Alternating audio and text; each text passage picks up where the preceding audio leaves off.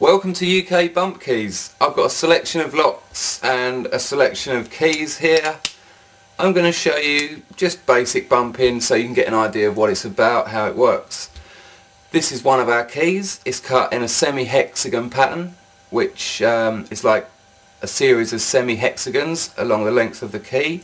It's cut at depth 6th, which is about mid-range on a bump key, with depths going all the way from 0 to 9. This is a standard sort of Euro lock type barrel. There's 5 pins in it, you can see them along the top, which tells me I have to put the key in and leave it out one click there so that the ridges on the bump key line up with the pins. As I strike it, the forward motion causes the pins to move upwards, hitting the other pins, clearing the shear line and allowing the key to turn. All that happens in an instant. I put some pressure on the underside of the key so that it can turn in the barrel once the pins have cleared the shear line. I use the UK Bump Keys bump hammer, which we call the lock swap, because you swap locks with it.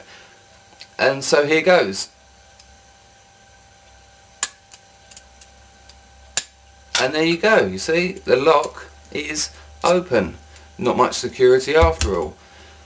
Different lock this time, another sort of Euro lock style barrel. I'll use a different key.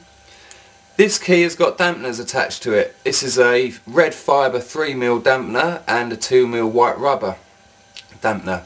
We put these over the keys to give different responses with the lock when bumping. Now I know this lock and I know that it doesn't need dampeners, it doesn't benefit it at all. It's a 5-pin lock. Our keys can do 5 and 6 pin locks. I put that in there. I have to leave it out a click again to line up the ridges with the pins. You'll learn how to do this as you progress with bumping. It's not tricky. I just put it in. I know where it has to be. And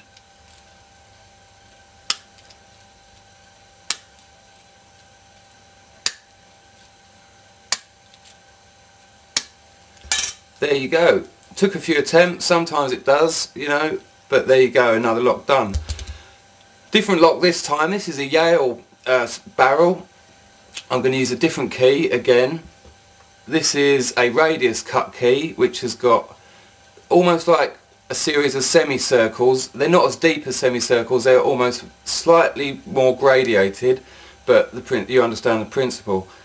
I put that in this lock, and again, because I know the lock, I know the technique this uses.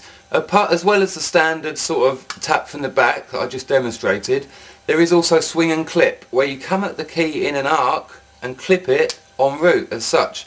Neither of those techniques are used for this key. We use woodpecking, which is where you repeatedly hit the key from behind whilst resetting it using your thumb and finger. Hopefully this will work. I'll show you.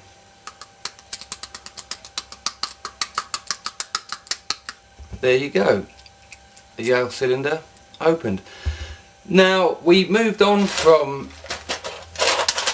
using the woodpecker technique. We understood that we could use a small spring to create the same effect, and we call these lock springs.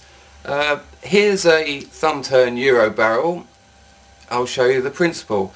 The key through the lock spring, the key into the barrel. Now it's not so important where you set the key this time, because the spring will hopefully do this for you time and time again. You hit slightly harder and there you go. You don't have to reset the key each time because the spring does it for you. That's a rough guide to bump keys.